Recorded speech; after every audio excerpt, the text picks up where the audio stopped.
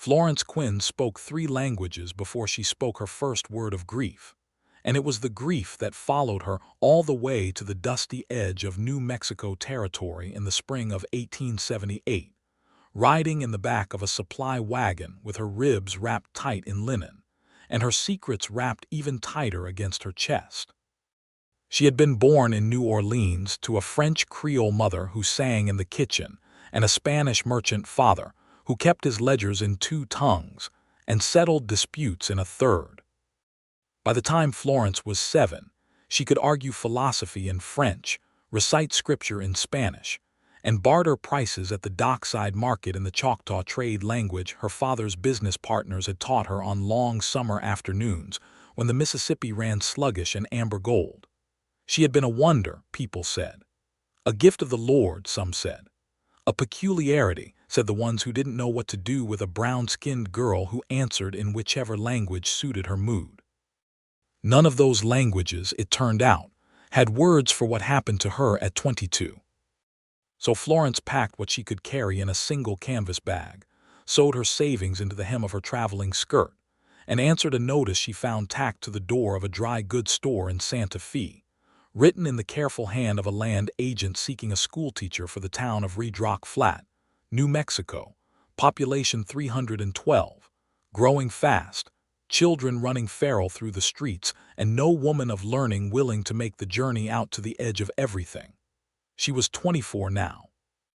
The wound beneath her ribs, the one no doctor had seen, and she had told no one about, ached differently in the dry heat than it had in the humid Louisiana air.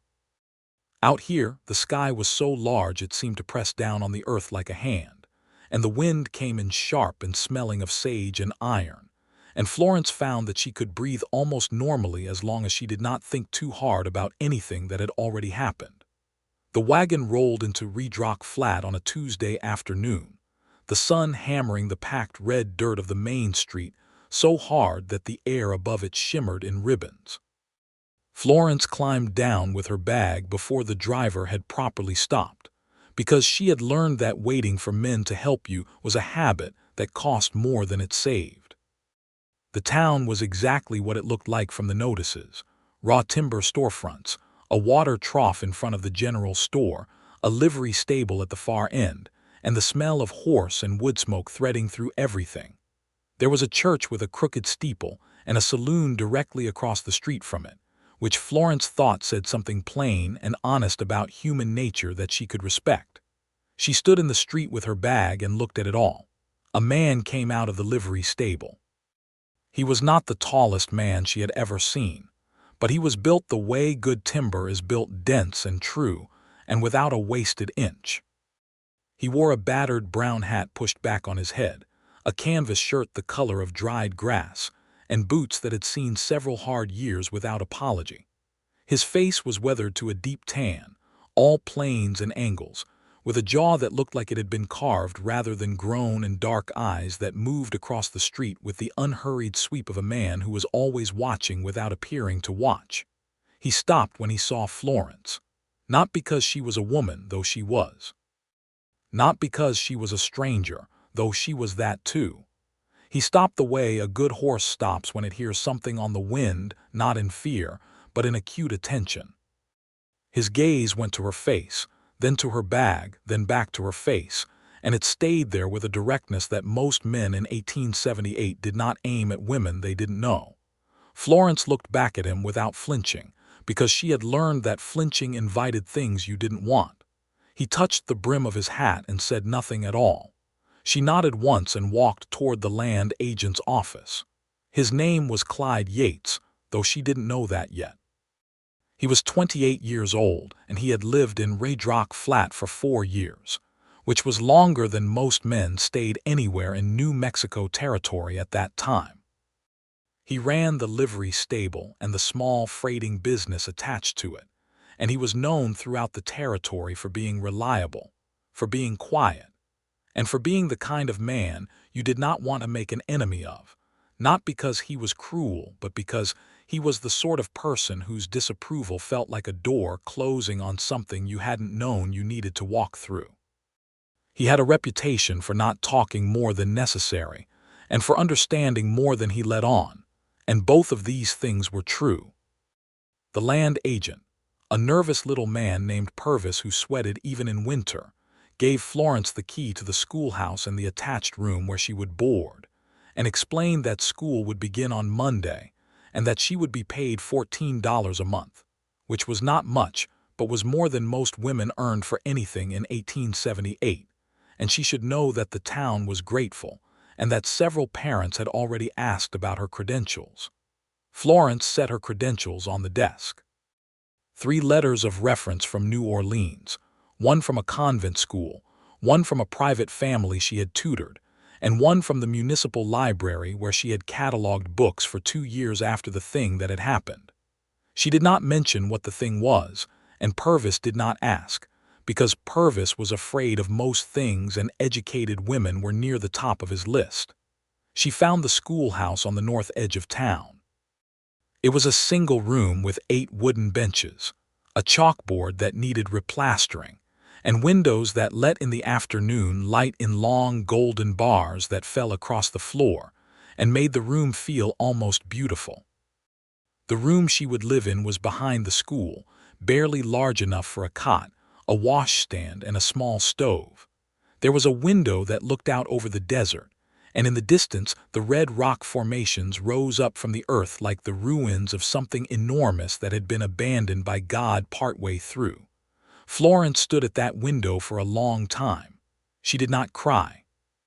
She had promised herself in Santa Fe that she was done with crying, and she was the sort of woman who kept her promises to herself with the same ferocity she kept her promises to others. She unpacked her bag.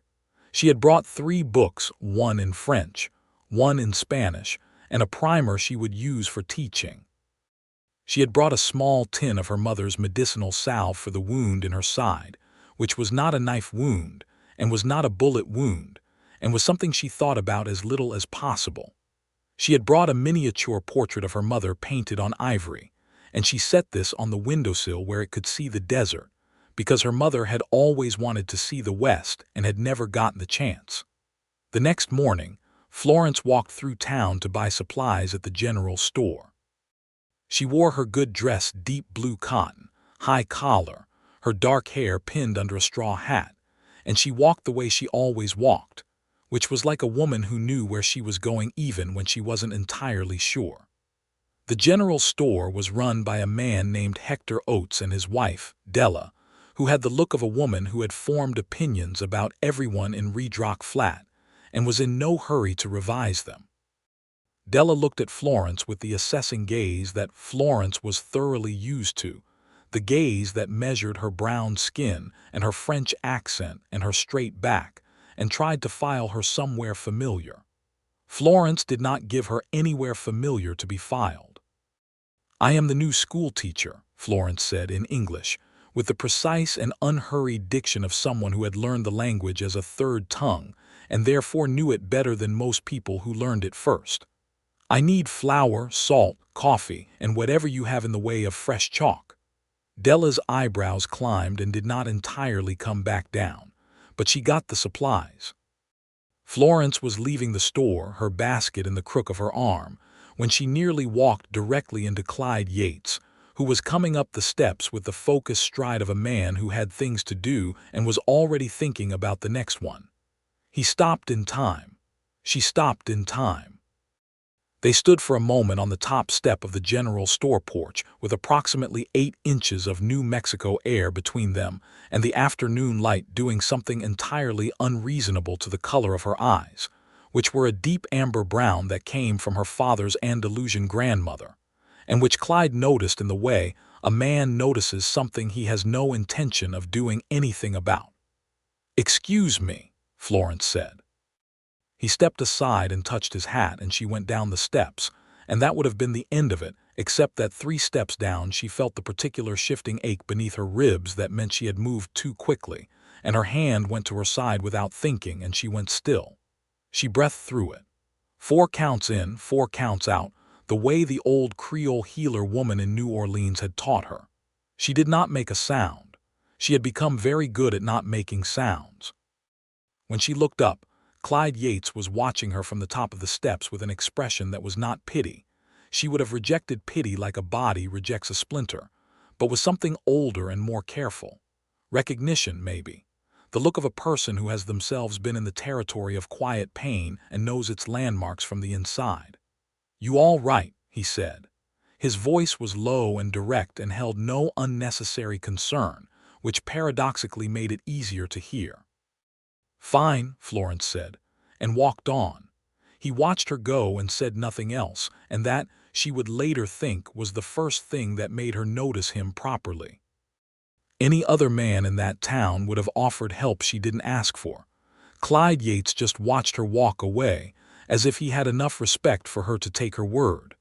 Monday came, and the schoolhouse filled with children. Florence counted 23 of them, ranging in age from 5 to 14, various shades and origins in the way of frontier towns, Mexican children whose parents had been in the territory before the Americans, settler children come from Missouri and Tennessee and Texas, 2 Navajo children whose family had settled near town, and 1 Chinese boy whose father worked at the mine to the north, and who sat in the back row with his hands folded, and his eyes fixed on Florence with an intensity that told her he was hungry for learning in a way that made her chest ache in a different direction than the wound. She wrote on the chalkboard in English. Then, because she noticed the Mexican children's eyes glazing at the edges, she wrote the same words in Spanish below, just to let them know she saw them. The Navajo children sat quietly but watched everything. She did not speak Navajo and would not pretend to, but she smiled at them the way she smiled at her mother's portrait, honestly, without performance. The Chinese boy's name was Wei. He already knew English, imperfectly but eagerly. She put him next to a girl named Clara who was patient and bossy in equal measure, which worked out well. By the end of the first day, she was exhausted in the good way, the way that happens when you pour yourself into something real and find that it takes you. She was closing the schoolhouse door behind her when Clyde Yates appeared on the street with a horse and a question that he seemed to have been carrying for some time. "Purvis said the schoolhouse stove has a cracked flue," he said. "I can fix it." Florence looked at him. "He could have mentioned that when he gave me the key." "Purvis forgets things he'd rather not deal with." "And you," she said, "what is your reason for offering?" It was a blunt question, and he did not flinch from it. "I'm good at fixing things, and the nights are going to get cold in a few weeks," he said. "That's the whole reason." She considered this. "All right," she said. "Tomorrow morning. School starts at 8. I'll be here at 6. He was there at 6. Florence was already awake, had been for an hour because she slept lightly out of old habit, and the desert dawn was a spectacular thing she had not yet learned to sleep through. She watched him work from the schoolroom doorway with her coffee cup warming her hands. He worked with the focused economy of a man who had done hard physical work for so long that it had become a kind of thinking, his hands moving sure and purposeful, while his mind appeared to be elsewhere and nowhere at once. He fixed the flue. He also, without being asked, replaced 2 loose boards in the floor that she had been stepping around. He found a rotting piece of framing beneath the window and cut a new piece from spare timber he had brought in the back of his wagon. He worked for 2 hours and charged her nothing and said very little. When he was done, he washed his hands in the water trough outside, dried them on his kerchief, and said, "That'll hold for the winter." "Thank you," Florence said. "I am Florence Quinn." "I know," he said. "Clyde Yates." He touched his hat and got in his wagon and left. She stood in the doorway of the schoolhouse and watched the wagon go and felt something she had not felt in 2 years, which was the sensation of being interested in a person without being afraid of what that interest would cost her. The weeks settled into a rhythm. Florence taught school and tended to her little room and walked through town on Saturdays for supplies, and Redrock Flat learned who she was by increments. First the schoolteacher, then the French woman, then the one who speaks Spanish too, then, said Della Oates with the authority of a woman who has appointed herself town historian. Something more than that, because there was something in the way she carried herself that suggested depths that Della could not quite chart, and this bothered her considerably. Clyde Yates appeared in Florence's days in the irregular, unannounced way of a man who was not courting her, and both of them knew it, and neither of them was entirely comfortable with how untrue that felt. He brought a load of firewood in October because the nights had turned cold as he'd predicted. He stopped by one afternoon because his freight route took him past the school, and he had a letter for her that had come to the livery stable by mistake. An easy enough mistake, since Purvis had apparently given her care of address as somewhere near the livestock. The letter was from a woman named Mathilda in New Orleans. Florence took it and said thank you and went inside before she opened it, because whatever Mathilda had written would require a face she did not show in public. She read it standing by the window with the desert light coming in silver and cold. Mathilda wrote that the man Florence had fled from, a man named Gerard Vauclair, who had been her employer and then her captor in the way that such things happened to women in New Orleans in 1876, with no legal recourse and no one willing to put a name to what he was doing, had told people in the city that Florence had stolen from him and gone west. Mathilda wrote that no one who knew Florence believed it, but that the lie was moving through certain circles, and Mathilda thought Florence should know, and also that she had prayed over Florence's name every Sunday since she left and would continue to do so.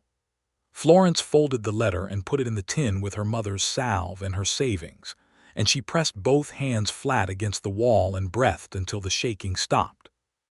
The wound in her side, which was not a knife wound and not a bullet wound. It was a cracked rib that had healed crooked after being broken, and then broken again, and then healed crooked a second time in a year when she had been unable to get away fast enough, sent up its familiar dull protest, as if it remembered Mathilda's words before Florence had finished reading them. She taught school the next morning with perfect composure. She had 23 children and they needed her, and need, she had found, was a better anchor than anything else. It was a Friday afternoon in late October when Clyde Yates' freight wagon broke a wheel on the road that ran past the north edge of town, directly outside the schoolhouse windows, just as Florence was dismissing her students. Half the children rushed to the windows to watch. Florence looked too, and saw him out in the road crouched beside the collapsed wagon wheel with the calm expression of a man calculating what needed to happen next. She sent the children home. She took the toolbox she kept beneath the washstand. She had bought it in her second week in Redrock Flat because she was not a woman who waited for help, and she went out into the road. "Do you need a second pair of hands?" she said. He looked up from the wheel. Something crossed his face that was not surprise exactly but was adjacent to it. "You know how to fix a wagon wheel." "I know how to hand tools to someone who does," she said, "which is more than Purvis would do." A sound came out of him that was so close to a laugh it might have been one, brief and low, and then he got back to work and she crouched beside him in her blue dress in the red dirt of the road and handed him what he needed. They worked together for 40 minutes in the long late light and they talked a little, the way people talk when their hands are busy, about nothing important, about the cold coming in, about a shipment of school supplies she was expecting from Santa Fe, about a horse at his livery that had taken a liking to the church bell and rang it every morning by pushing it with her nose, a fact that scandalized the reverend and delighted everyone else. Florence laughed at that. Really laughed, not the polite version she kept for society, but the full genuine laugh that came up from somewhere underneath all the careful management, and it lasted maybe 5 seconds before she got it back under control. But in those 5 seconds Clyde Yates looked at her as if he had just seen something remarkable. He looked away before she saw him looking. The wheel was repaired. He stood and wiped his hands and she stood and wiped hers on the underside of her apron, and they faced each other in the road with the sun going orange and enormous behind the western bluffs. "I'll walk you to the schoolhouse," he said. "I am already at the schoolhouse," she said. He looked at the building 10 feet away. "Right," he said. There was a moment that sat between them like something heavy that neither of them wanted to be the one to pick up. Then she said, "Thank you for the firewood," even though she had already thanked him for the firewood. And he said, "You're welcome," even though he had already acknowledged being thanked. And then they parted, and Florence went inside and stood in the middle of the schoolroom, feeling something she was not going to name yet, because naming things made them real and real things could be taken away. November came in hard. The first proper cold front dropped temperatures by 30 degrees in 2 days, and one of Florence's students, a small, serious boy named Thomas Red, age 7, whose mother had died in the summer, came to school with no coat and blue-tinged fingers and sat at his bench shaking so finely it took her a moment to see it. Florence kept her composure, which was one of her great skills and also one of her great burdens. She wrapped the boy in her own shawl and sent a note home with the nearest older child, and that evening walked to the Red homestead on the edge of town, with a coat she had bought at the general store, and paid for out of her own $14. Thomas's father, a gaunt man named Bill Red, met her at the door with the hollow-eyed look of a man who was losing his grip on a life that had never given him much to hold. He looked at the coat she was holding, and then at her, and then he pressed the back of his hand against his mouth and did not speak for a moment. "He's a good student," Florence said simply. "He deserves to be warm." She walked home in the dark. She had almost reached the schoolhouse when she heard boots on the dirt path behind her, not running, just fast, the purposeful stride of someone who knows where they're going and is not worried about being heard. She turned. Clyde Yates was there with a lantern in his hand and no explanation on his face. "Town's not entirely safe after dark," he said. "I have walked home after dark in New Orleans," Florence said. "This town is considerably less complicated than New Orleans." "Probably true," he said. He fell into step beside her anyway, holding the lantern in a way that lit the path without making a production of it. They walked the rest of the way in silence, and it was a silence that felt nothing like silence. It felt like a conversation conducted in a language that neither of them had been taught, but both of them apparently knew. At the schoolhouse door, she stopped and turned to face him. The lantern light moved in the wind and made everything amber and uncertain. "Why are you kind to me?" she said. It came out more directly than she intended, like the truth always did when she was tired. He considered the question seriously, which was also what she had come to expect from him. He did not deflect or perform. "Same reason I'd be kind to anyone," he said. "Except that with you I think about it more." The honesty of that landed in her chest like a stone dropped in still water. "Good night, Clyde Yates," she said. "Good night, Florence Quinn." She went inside. She did not look at her mother's portrait for a while because she was afraid of what her face was doing, and she did not want to see it reflected even in ivory paint. She thought about what he had said, "I think about it more," and she thought about Gerard Vauclair in New Orleans, who had also thought about her, in ways that had broken two of her ribs and her trust in the idea that a man's attention was anything other than something to be calculated for its danger. She did not sleep well that night. But she got up in the morning and made coffee and taught school, because that was what she did with the things she could not resolve yet. December came, and with it, a traveling minister named Reverend Cole, who passed through Redrock Flat on his way to Albuquerque and preached at the little church on 2 consecutive Sundays. He was a fine speaker, Reverend Cole, passionate and warm, and after his second sermon he held a small social at the church that everyone in town came to, because Redrock Flat was short on entertainment and long on winters, and a church social with Della Oats apple cake was not something you turned down out of principle. Florence went.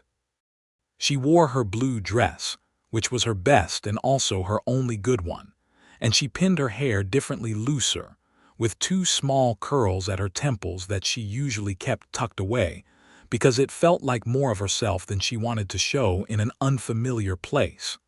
Her mother had always said those curls were her best feature. Florence was not ready to believe that in New Mexico, but she let them out anyway, just for the evening, because it was December and she was 24, and she was tired of disappearing into herself.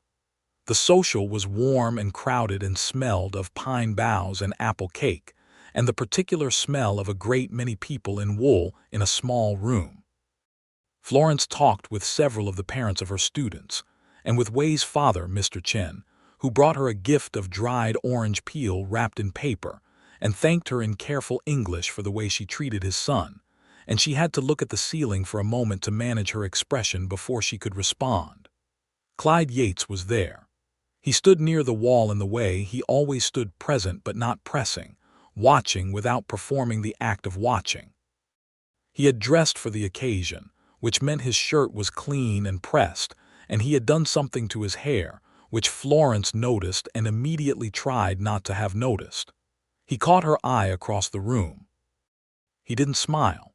He just held her gaze for one long moment with those dark, direct eyes, and then she looked away because the apple cake needed to be evaluated, and she needed something to do with her face. Della Oates materialized at Florence's elbow with the speed of a woman who has been waiting for exactly this moment. "Clyde Yates has been watching you all evening," Della said, in the tone of someone who considers herself to be providing a public service. "Has he?" Florence said. "He never comes to socials," Della said. "First time in a year." Florence looked at the apple cake. "That must speak well of Reverend Cole's preaching." Della gave her the look of a woman who has not survived 30 years on the frontier by being fooled by deflection, and moved on to deploy herself elsewhere.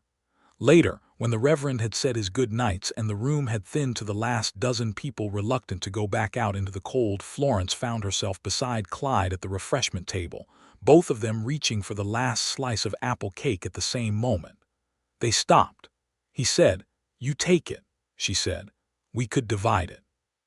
They divided it. They stood at the table and ate the divided apple cake and really talked, for the first time, without a wagon wheel or a broken flue to organize the conversation around. He told her that he had come to Redrock Flat from Texas, from a cattle ranch outside of San Antonio, where he had worked for 6 years before the drought of 1873 broke the ranch and scattered everyone to different corners of the territory. He had a sister in El Paso, named Ruth, who wrote him letters full of instructions and opinions, and who he admired enormously. He had learned the freight business from an old man in Tucson, who charged him for the lessons, and then left him the wagon in his will, which was the kind of exchange that seemed unfair at the time and generous in retrospect. Florence told him about New Orleans, the parts that were safe to tell, the market, her father's business, her mother's kitchen, the way the French Quarter smelled in the summer, the way 3 languages could live in one household without ever quite agreeing with each other, but getting along well enough. She told him about the library where she had cataloged books, and how she had read every French novel in the collection and most of the Spanish ones, and had begun on the English ones when the time came to leave. She did not tell him about Gerard Vauclair. She did not tell him about the ribs. But when she shifted her weight and the old familiar ache moved through her side, he saw it, the slight flicker of adjustment she made, the way her breath came shallow for one count before steadying, and he said nothing, and she knew that he had seen it, and she knew that he was choosing not to ask. And that was the thing about Clyde Yates. He did not ask. He watched and he understood, and he left the space of it hers to fill or not fill as she chose. She could not decide if this was the most respectful thing anyone had ever done for her, or if it frightened her more than questions would have.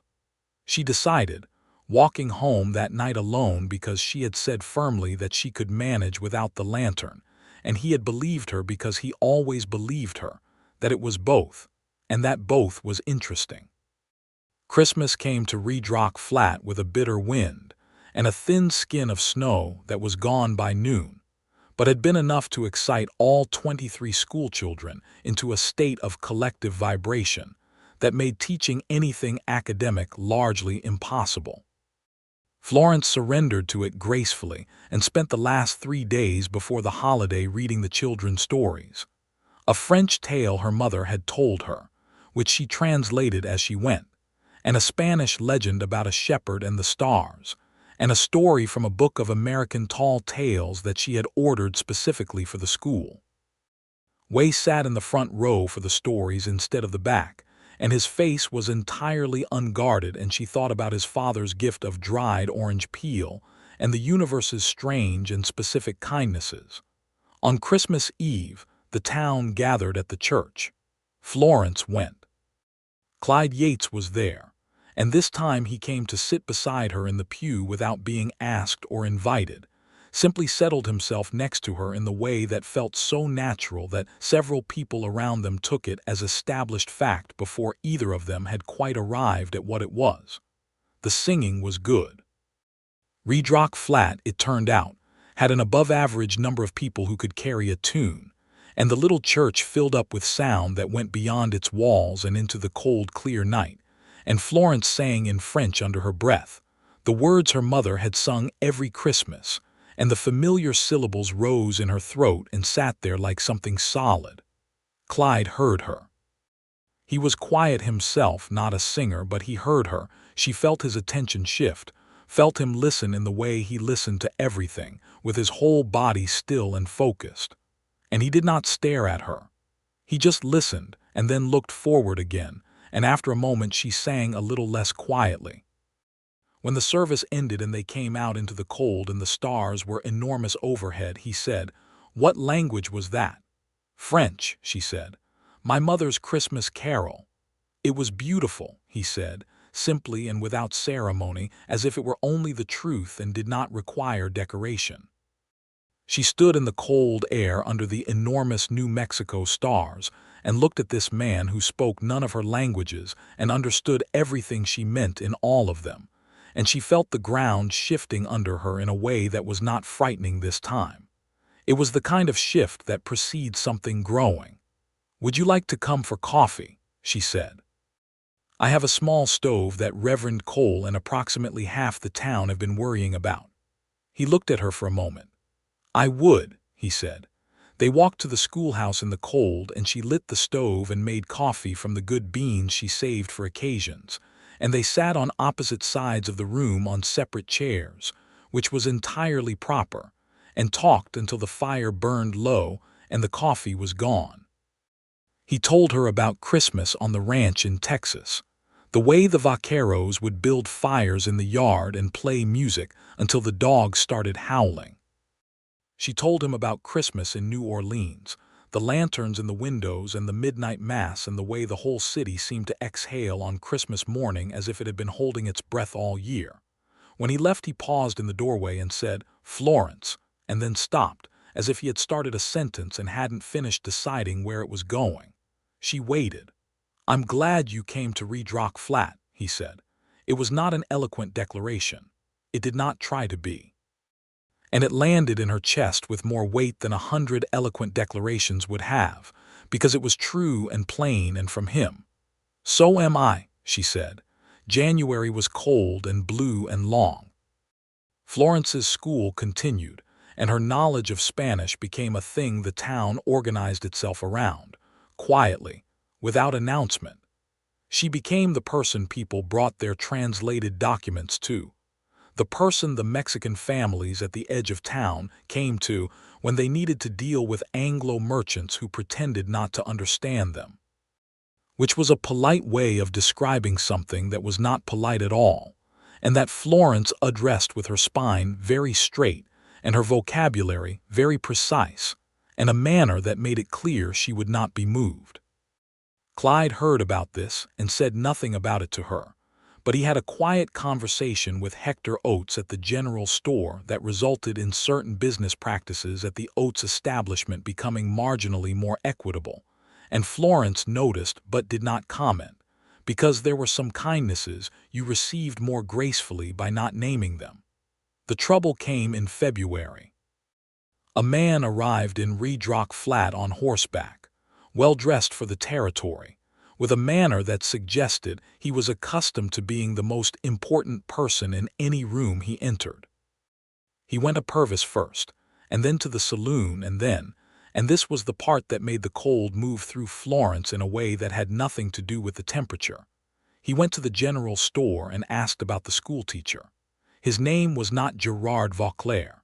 His name was Darcy Collier, and he was a lawyer out of Santa Fe who worked for several New Orleans clients on matters that required representation west of the Mississippi.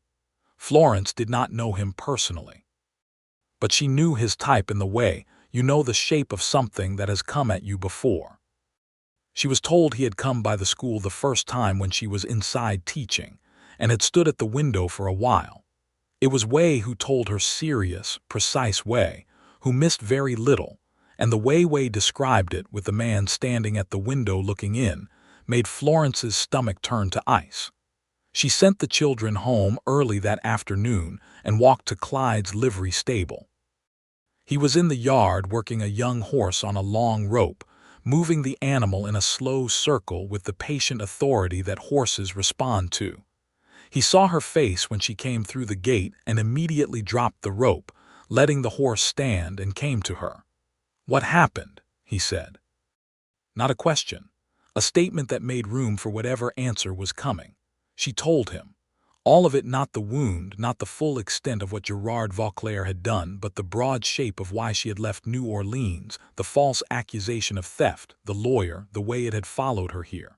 She told it quickly and without decoration, standing in the cold yard with her hands clasped in front of her, and she watched him listen.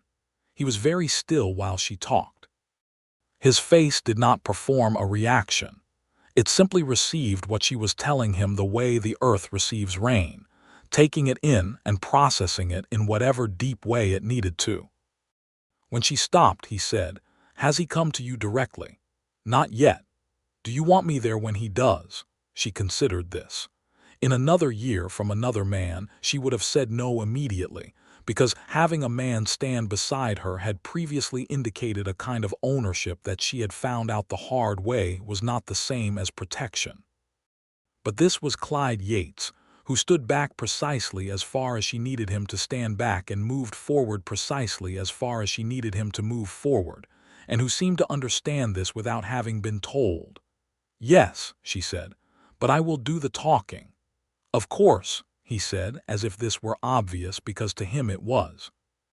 The lawyer Darcy Collier came to the schoolhouse 2 mornings later, on a Saturday when school was not in session.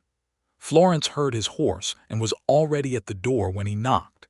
He was smoother in person than she had imagined, silver at his temples, a town coat unsuited to the desert cold, the manner of a man who was used to making his requests sound like the natural order of things.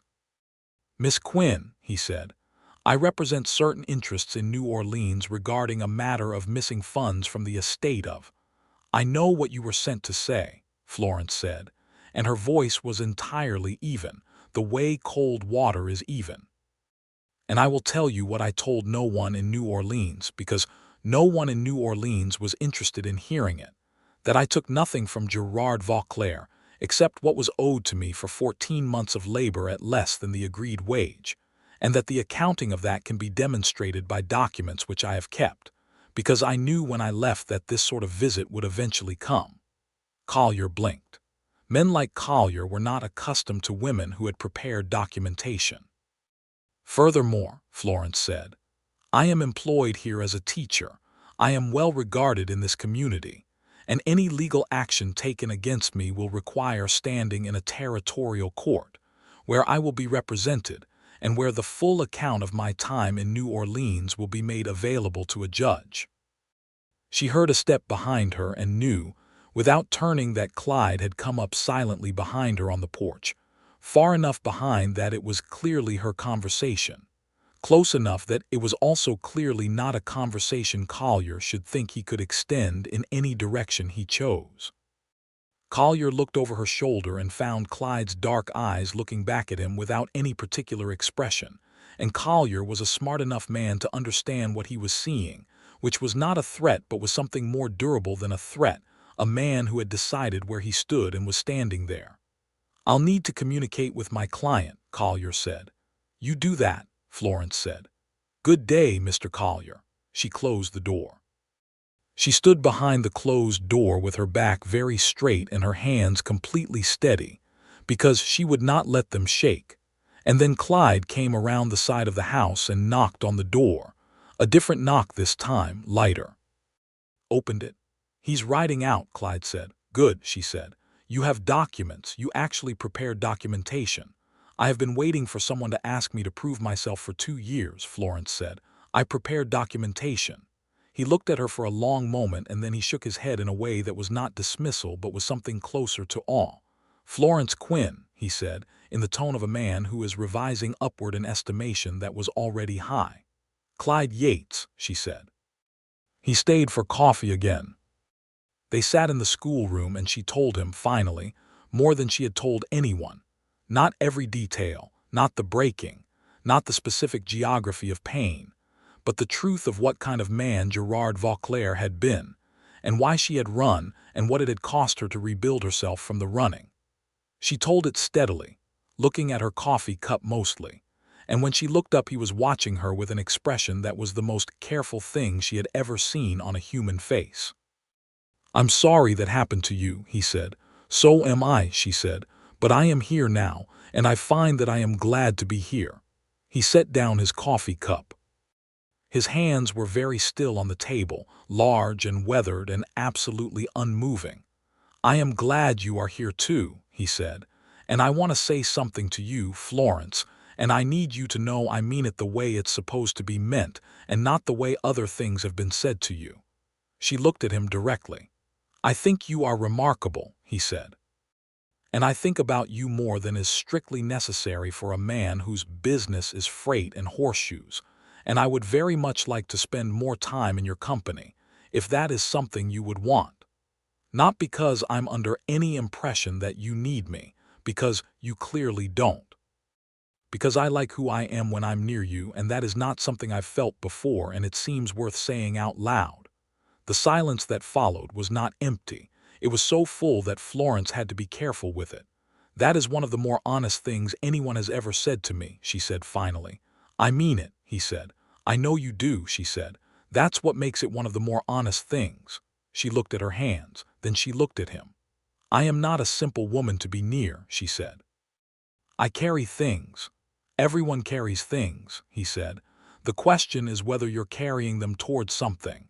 She felt that settle into her somewhere deep and irreversible. "I think I might be," she said quietly.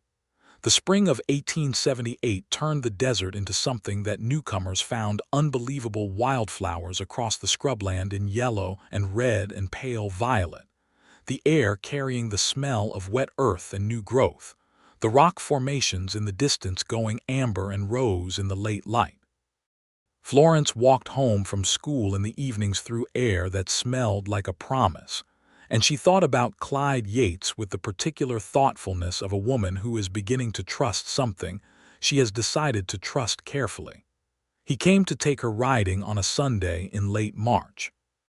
He had a good horse for her, a calm bay mare that he had already made sure was easy and reliable, and they rode east out of town into the desert morning with the sun low and pale ahead of them, and the whole enormous territory spread out on all sides, and Florence felt something she had not felt in years, which was simply and surprisingly free. They rode for 2 hours and talked and did not talk, and both were fine. He showed her a place where the rock walls of a small canyon rose on either side of a dry wash, covered in pictographs, old images, carved by hand centuries before either of them had been born, and the sight of them made Florence go quiet in a way that had nothing to do with sadness. "Who made these?" she said. "Different peoples over a long time," he said. "The land agent would tell you they're just old marks. The Navajo folks I've spoken with have a different understanding of it." She looked at the images: hands, animals, shapes she couldn't parse, and she thought about language, about all the ways people had always tried to say, "I was here, I saw this mattered to me," in every medium available. Stone and voice and ink and the careful architecture of a child's face when something finally makes sense. "Do you read?" she said. "Slowly," he said without apology. "I had schooling until I was 12, then I worked. I read when I can find the time." "What do you read?"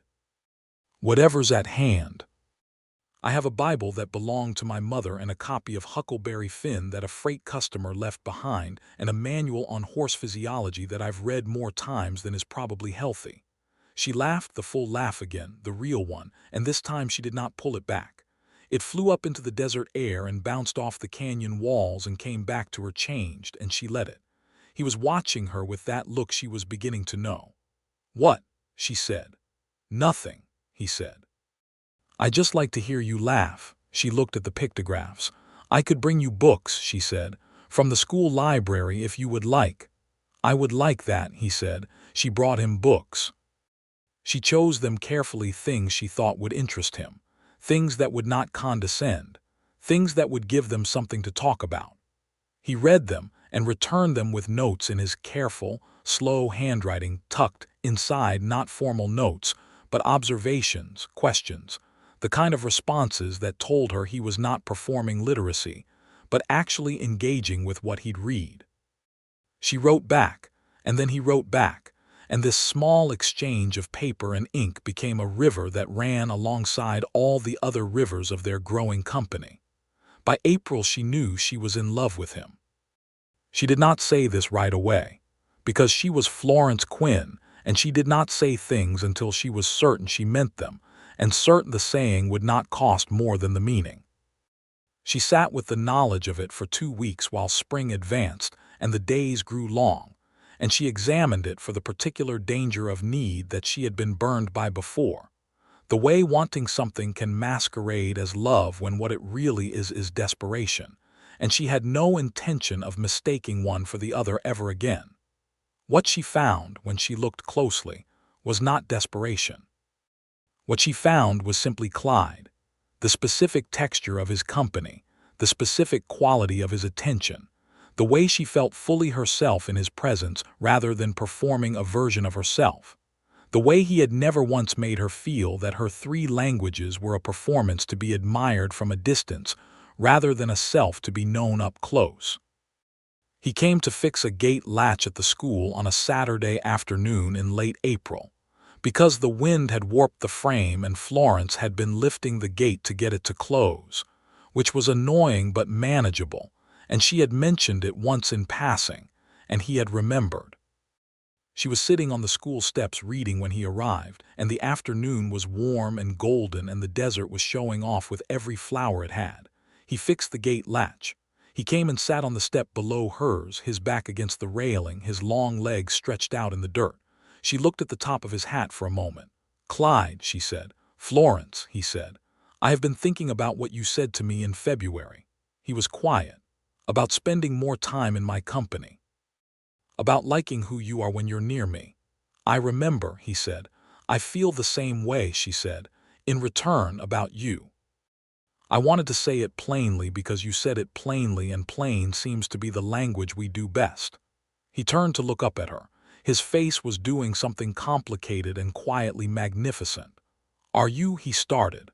"I am telling you that I care for you," Florence said. "In the specific and serious way, not the general and polite way, and I think you should know that." He stood up from the lower step, which put him at eye level with her on the upper step, and he reached out and very carefully took her hand, her right hand, which was the one closest to him, and held it in both of his, not tightly, just with a quality of holding that made it clear he was not going anywhere. "Florence Quinn," he said, low and absolutely certain, "I have been in love with you since you handed me a wrench on a Tuesday afternoon in a road full of red dirt and made me laugh for the first time in probably a year." She felt the truth of that move through her like water through dry ground.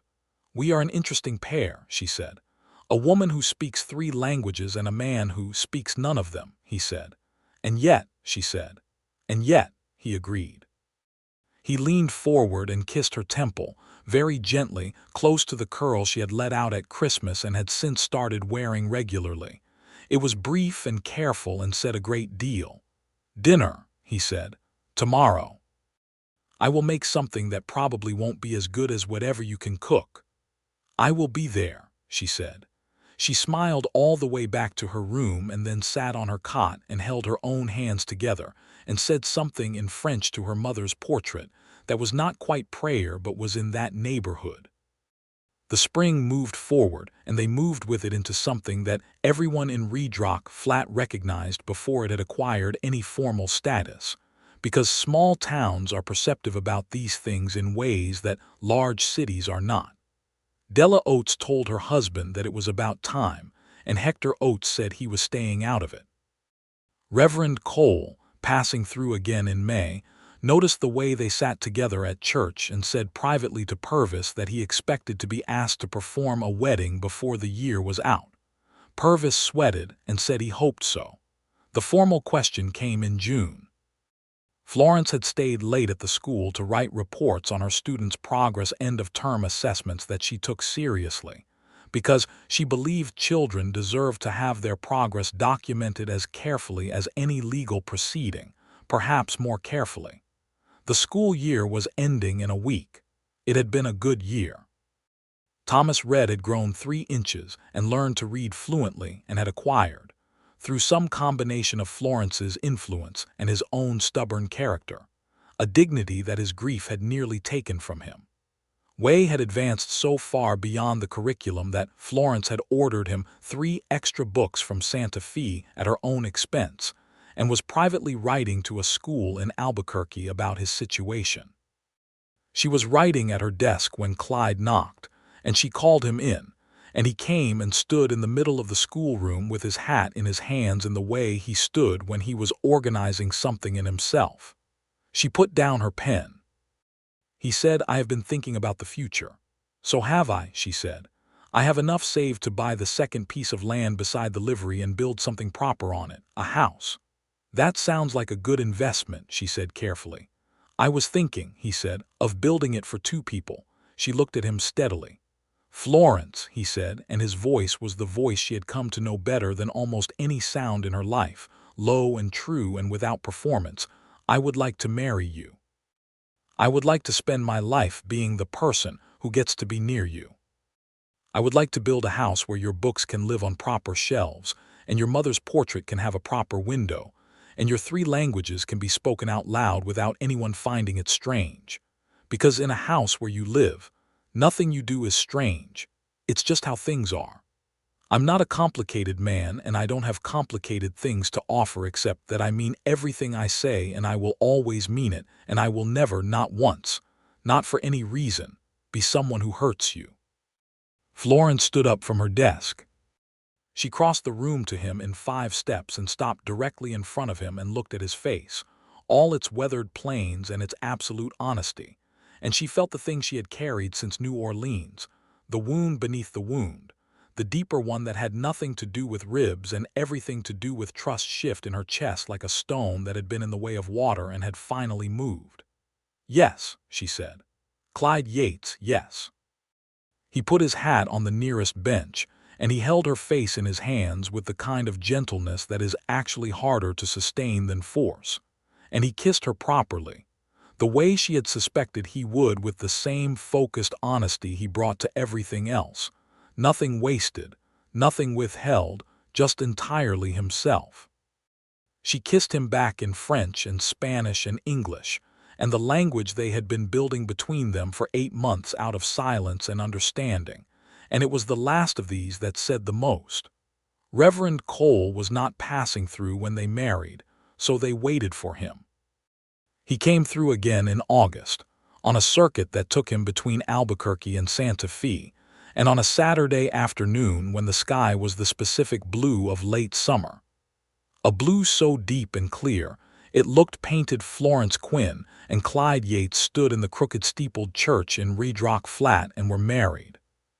Florence wore white cotton with blue embroidery at the collar that she had stitched herself over 3 evenings, and she wore her hair as she had come to wear it, loose enough for the curls at her temples, pinned back enough to be herself. She carried a sprig of the pale desert flowers that grew on the slope behind the schoolhouse. Clyde wore his good shirt and his least battered hat, and stood at the front of the church with a stillness that radiated not nervousness, but the particular gravity of a man who is about to say the most important true things he has ever said. Thomas Red was there in the pew with his father, who had shaved for the occasion. Way sat beside Clara, both of them 9 years old and solemn with the importance of it. Della Oates wept, which surprised herself and no one else. Bill Red blew his nose in his kerchief. Reverend Cole read the service in English, and Florence said her vows in English because they were in English's territory. And then, because she was Florence Quinn, and she had never yet let any country she passed through go unacknowledged, she added one sentence in French, one in Spanish, and a phrase she had learned from a Choctaw trader in New Orleans that meant something like "May we grow together toward the light." And Clyde received all of this without speaking any of it and understood every word. He said his vows in English, slow and certain, looking at her the whole time. They were married. The church doors opened onto the August afternoon, and they walked out into the gold-bright day, and the town of Redrock Flat, all 300 and some odd people, gave them what passed for a wedding celebration on the frontier. Hector Oates had brought 2 barrels of something cold. Della had made 4 pies, someone had brought a fiddle, and the afternoon proceeded in the warm and uncomplicated way of communities, celebrating something they have decided to wholeheartedly approve of. Florence danced. She had not danced in 2 years, and she had not known she missed it until the fiddle started and Clyde offered her his hand with a look that asked if she wanted to, and she found that she very much did. He was not an elegant dancer. He moved the way he did everything else, with more solidity than grace. But he was present in a way that meant dancing with him felt like being entirely anchored and entirely free at the same time, which was a combination she had not known was possible until she experienced it on a packed dirt square in New Mexico under a sky full of stars beginning to appear. The house he had been building since the beginning of summer was finished by September. It stood beside the livery stable, real timber and adobe, with a covered porch and windows that faced both east and west, so the light was good in the morning and the evening both. He had built shelves in the front room that ran floor to ceiling on one wall, which was an architectural decision that told Florence everything she needed to know about who he was. She filled the shelves over the following weeks, her own books, more from Santa Fe, and eventually a small but growing collection that people in the town donated when they heard the schoolteacher had shelves, because books that were sitting in trunks wanted to be read, and a wall of shelves was an invitation. Her mother's portrait went on the mantel above the fireplace, where it had a view of the west window and the desert beyond. Florence taught school. Clyde ran the livery and freight business, which was growing as Redrock Flat grew.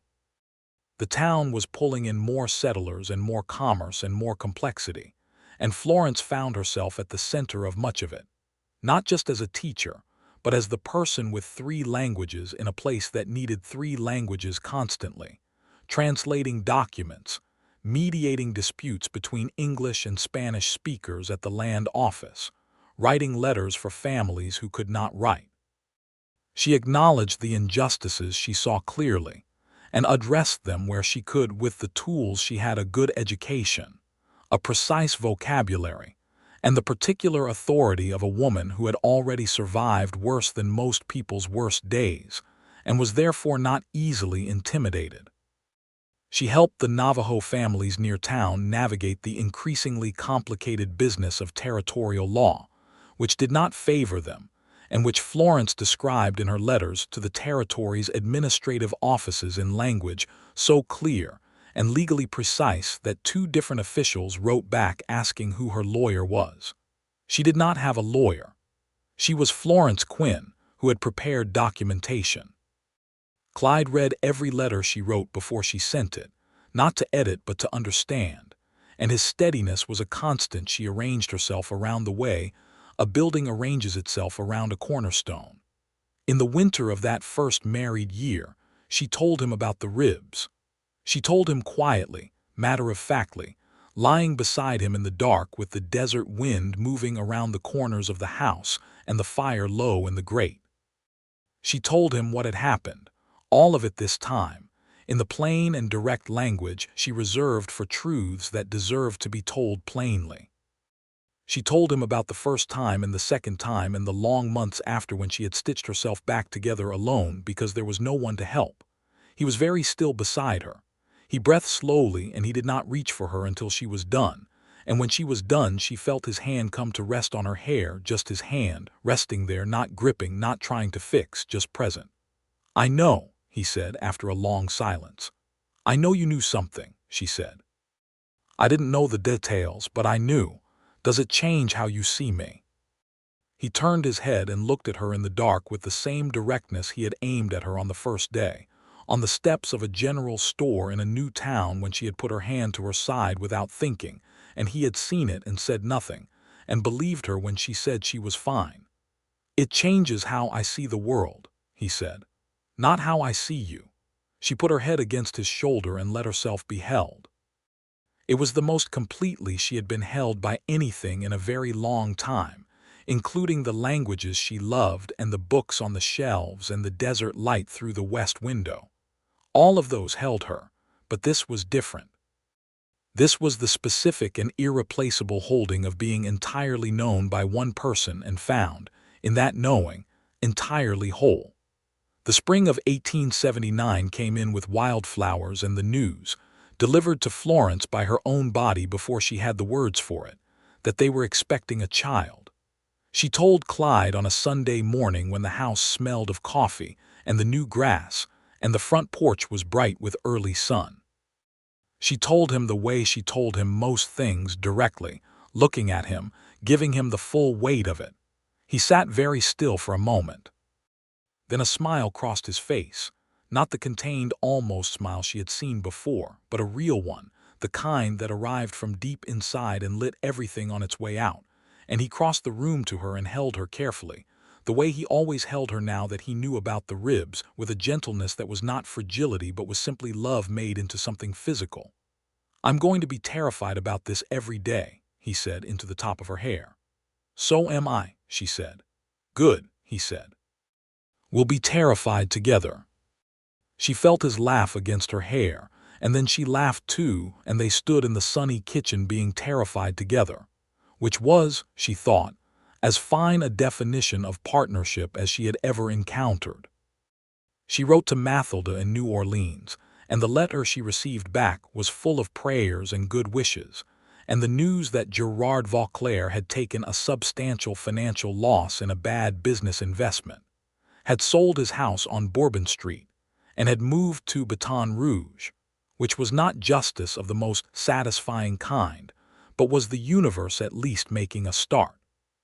Florence read that letter on the front porch with a cup of tea and the desert afternoon going gold around her, and she felt the last heavy stone of that old weight shift and settle somewhere it could stay, not gone but integrated, part of the ground she stood on rather than a thing that stood on her. She kept teaching school through the summer, until late August when the heat became impractical, and her students began to take on the distracted quality of people orbiting a significant event. She told her students simply that she would be taking a brief leave, and that she had arranged for a temporary teacher, a retired schoolmaster from Santa Fe named Mr. Hollis, who was, she had vetted carefully, both competent and kind. Thomas Red, who was 8 now and had developed the forthright manner of a boy who has been through something and decided to be honest about the world as a result, said, "You're having a baby, Miss Florence." "It's Mrs. Yates now," she said. "You're having a baby, Mrs. Yates," he said. "I am," she said. "Will it go to school here?" "I expect so, in a few years." He thought about this. "Good," he said, with the authority of a boy who has decided to take a proprietary interest in the situation. "I'll look after it." "I know you will, Thomas," she said, and meant it.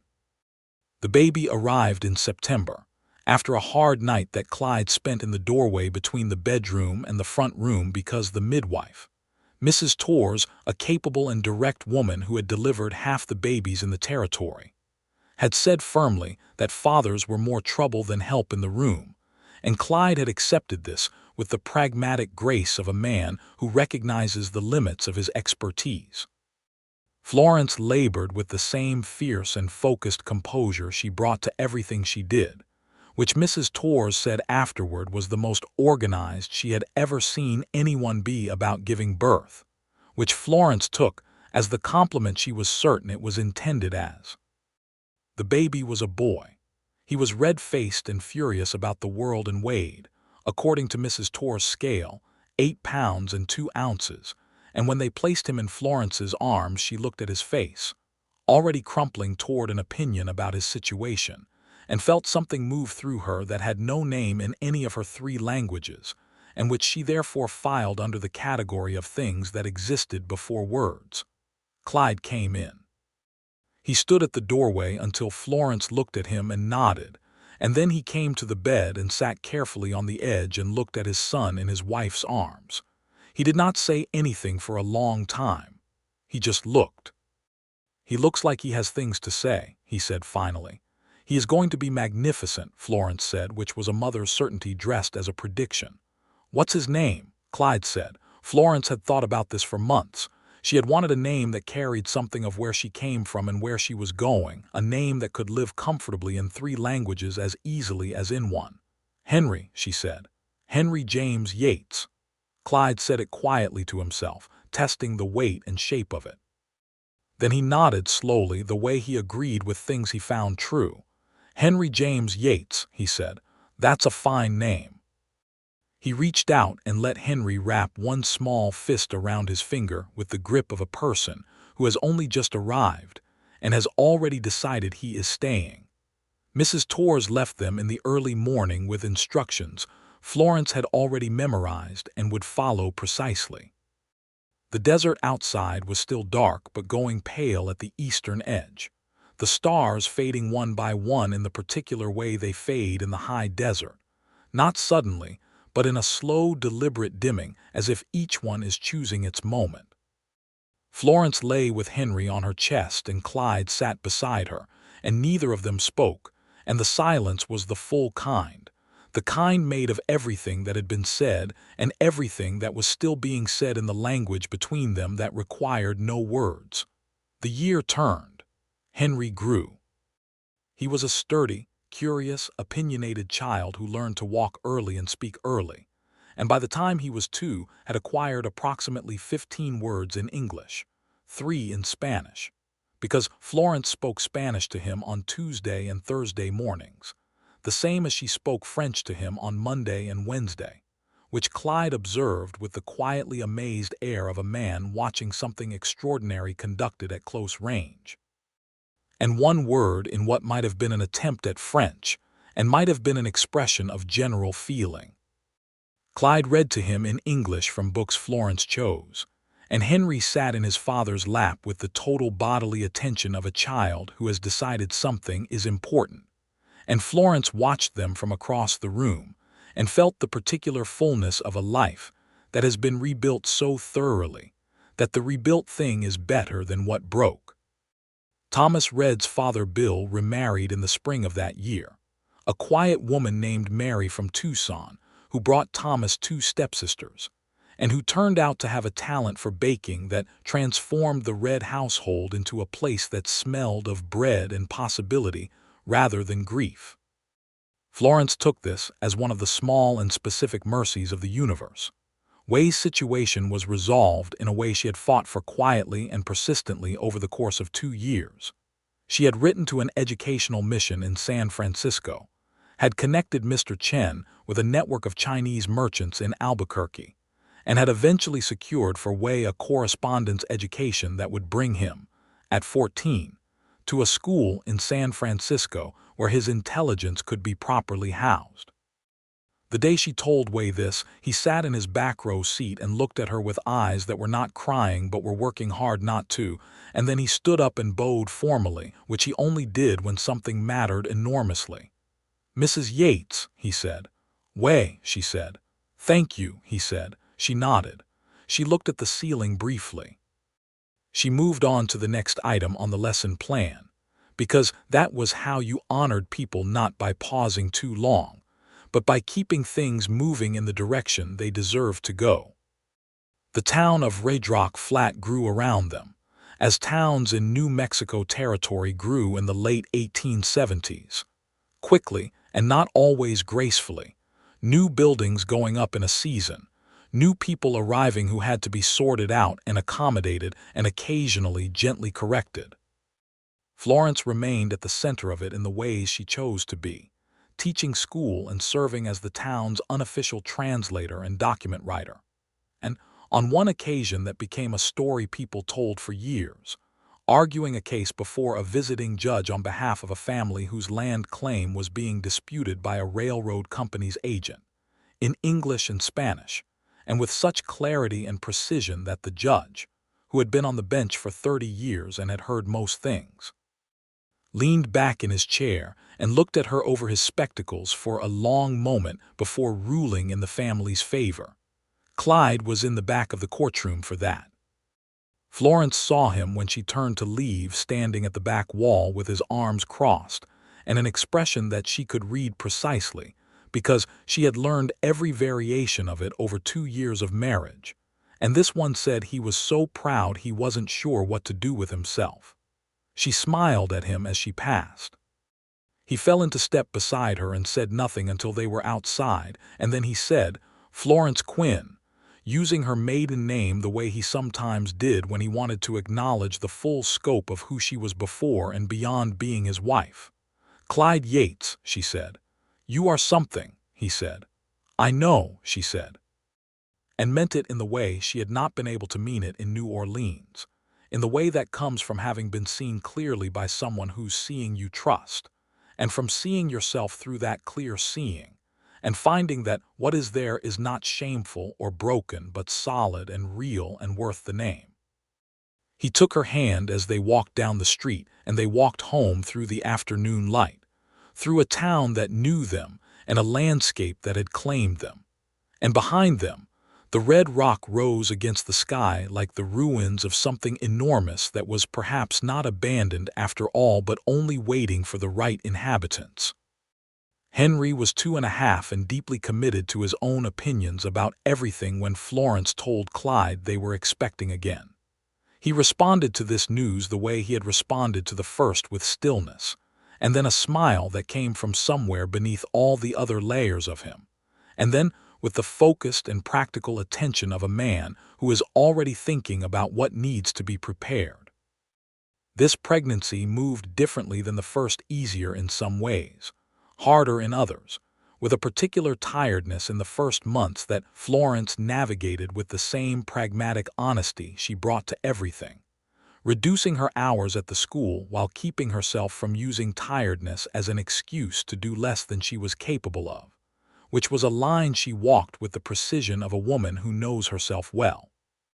Clyde took on more of the household without being asked, and without performing the taking on, which was how she knew he had understood something important about love, that it is most present not in grand gestures but in the regular and unremarked acts of someone who has simply decided to be useful. He brought her coffee in the mornings before she was awake enough to want it. He made sure the water barrel was always full. He read to Henry in the evening so she could rest, his voice low and steady, moving through the walls of the house, reading whatever Henry demanded with the same patience he brought to everything, and Florence lay in bed listening to the sound of it and thought, this is a life. This is what a life is supposed to sound like. The second baby came in early winter, easier than Henry and faster, and was a girl. Florence named her Celeste. Celeste Marie Yates, after Florence's grandmother on her mother's side, who had been a free woman of color in New Orleans who made the best coffee in the French Quarter and had opinions about everything, and had lived to 93 in full possession of her own mind. Clyde said the name 3 times over quietly, to himself, and then to the baby in Florence's arms, and then to Henry, who stood at the edge of the bed in his nightshirt with an expression of concentrated evaluation. "Celeste," Henry said, in the careful manner of a 3-year-old determining whether a new person met his standards. The baby opened her eyes, which were dark and direct and already, Florence thought, going to cause trouble in the best possible way. Henry appeared to reach a decision. "Fine," he said, in the manner of a small boy who has decided to be generous. He went to his room and brought back a wooden horse that Clyde had carved for him and laid it in the bed next to his sister, which was apparently his version of a welcome. Florence looked at Clyde. He was looking at all 3 of them with an expression she could not quite name, but which she thought was probably the same thing she was feeling, which was the specific astonishment of having arrived at a place that you had not known you were trying to reach until you were standing in it. "We have quite a family," she said. "We do," he said. "2 children and a house full of books and a livery stable and a school and a town that argues about things in 3 languages because I have taught half of it." "All of that," he said, "and a horse who rings the church bell," she said. "Bessie is still at it," he said. "She considers it a public service." She laughed, and the baby startled at the sound, and then settled, and Henry told them both to be quiet in the commanding tones of a boy who has established himself as the authority on younger siblings and their sleep requirements. The years moved forward in the way of good years, not without difficulty, because nothing is without difficulty, but with the particular quality of rightness that comes when people are living the lives that belong to them, rather than the ones they have landed in by accident or fear. Florence continued teaching until Henry started school himself, at which point she experienced the extremely particular joy of teaching her own child in her own schoolhouse, which was something she managed to do with complete professionalism, and only occasional maternal pride that she kept strictly to herself until she was home. Henry learned to read quickly, with the focused drive of a child who has absorbed from the air around him the message that reading is important and interesting and not optional.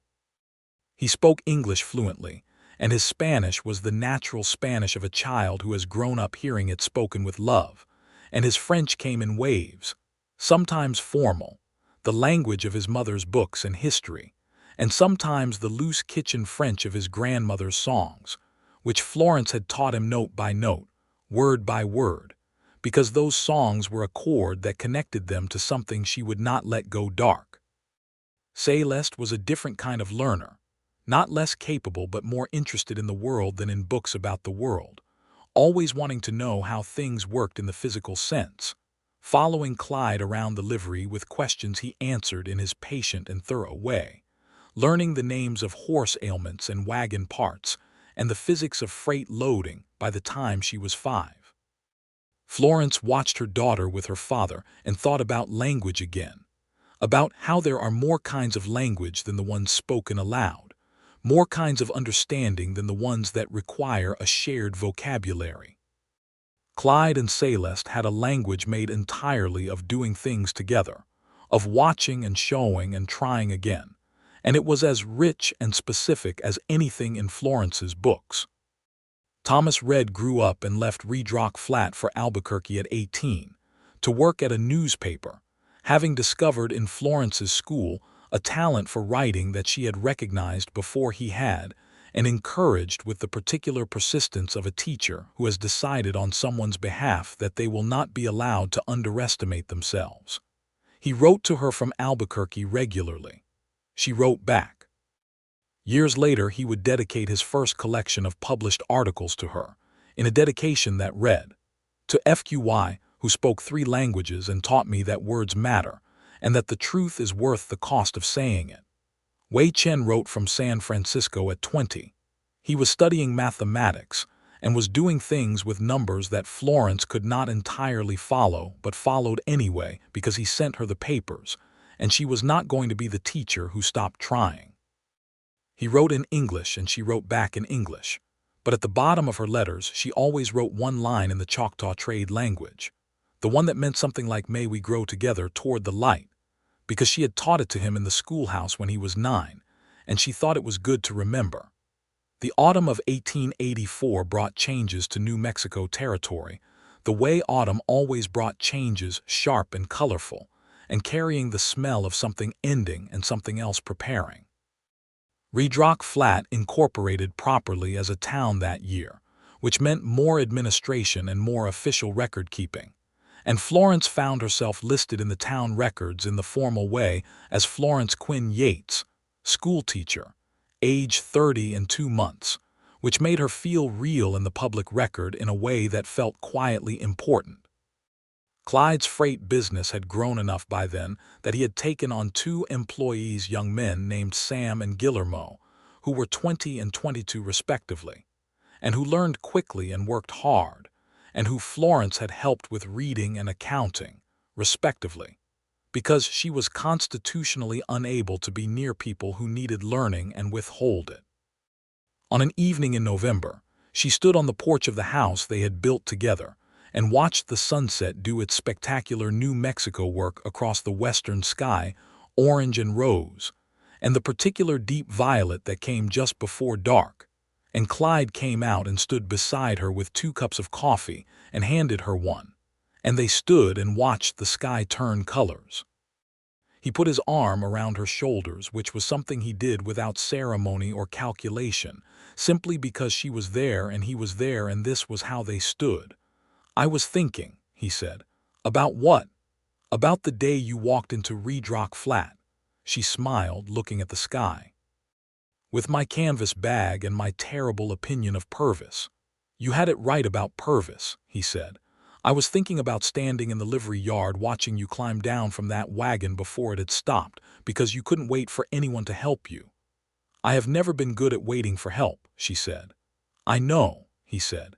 He said it the way he said most things, not as a complaint, not even as an observation, just as a fact he was glad to know. "I thought then that you were the most interesting person who had ever come through this town." "Was that all you thought?" "I thought you walked like a woman who had somewhere to be, even when you didn't." She laughed softly. "And I thought," he said, "that I would find a reason to speak to you, and then I stood at the top of those store steps and couldn't think of a single thing to say. You said, 'Excuse me.' You said it first. Technically, that was me moving past you. Still," he said, "you spoke first. You usually do." This was true, and she knew it, and she didn't mind it. She had the languages. She was generally the one who made the first word. "I am very glad," she said, "that I answered that notice on the door of the dry goods store in Santa Fe." "So am I," he said, and his voice was so quiet and so full that she felt it in her chest beside the place where the old wound lived, not over it, not replacing it, but beside it, a different thing occupying the same chest, which was how it ought to be. The past did not disappear when the present became good. It simply made room. She turned to look at him. The sky behind him was doing something extraordinary in the dark rose light, and his face was familiar and beloved, and still capable of surprising her in the way that the best things remain surprising when you look at them without habit obscuring them. "We have built a good life," she said. "We have," he said. "Henry is going to be trouble next year. He has ideas. He gets that from you. He gets the stubbornness from you. Probably," he said, not arguing it. "Celeste is going to know more about horses than anyone in the territory by the time she is 10. She already does. She wants to learn the freight routes." He smiled. "I know. She asked me last week if she could ride with Guillermo on the South Route. I said she was 7. She pointed out that 7-year-olds have been riding longer routes than that in this territory for 40 years. "She's right," he said. "She's always right," Florence said. "That is also from you." The sky had gone deep purple now, the first stars coming out. The desert smelled of sage and cold air, and something faintly green that came when the temperature dropped, and the plants exhaled.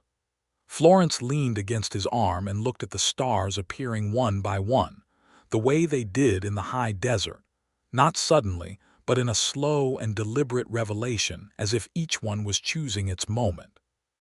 Inside the house she could hear Henry talking to himself in the way he did when he was reading, and the story had grabbed him, a running commentary on the events he was encountering that he seemed unaware he was producing. Celeste was presumably asleep. Mrs. Torres had come by earlier and approved of the children's health in the authoritative way she approved of everything. Florence had a letter to write tomorrow to the Territorial School Board about expanding the school and adding a second classroom and possibly a second teacher, because the town had grown past what one person could properly manage, and Florence had learned that asking for what was reasonable was not the same as asking for too much, and that the difference between the two was worth defending. She had books on the shelf that she had not read yet. She had a jar of dried orange peel from the last letter Mr. Chen had sent, because he still sent dried orange peel every year at the New Year, the same gift his son had brought her when Wei was 9 years old, and the world had not yet sorted out whether it was going to offer him anything worth wanting. She had a husband whose arm was around her shoulders in the November dark, who spoke none of her languages and understood everything she meant in all of them, who had never in 7 years of knowing her and 6 years of marriage given her a single reason to put her hand to her side in the old protecting way. The wound in her ribs had quieted over the years, not vanished, because bones that healed crooked stay crooked, and the cold still found it sometimes, and there were mornings when she moved wrong and felt the old reminder. But it had become a part of her in the way of all things that have been survived, not a wound anymore exactly, but a mark, evidence of something she had come through, evidence that she had kept going.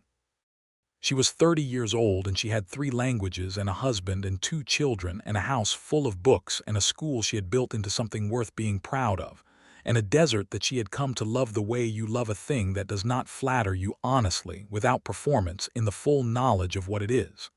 "Clyde," she said. "Florence," he said. She looked at the stars. "I was afraid when I came here," she said. "I don't think I ever told you the full extent of it. Not just of the past, but of the future, of what it might cost me to try again." "I know," he said. "I could see it. And you gave me time. It was your time to give," he said. "I just waited." She turned to look at him again. "You are a good man," she said. He was quiet for a moment. "I'm trying to be," he said. "That's probably the best anyone can do."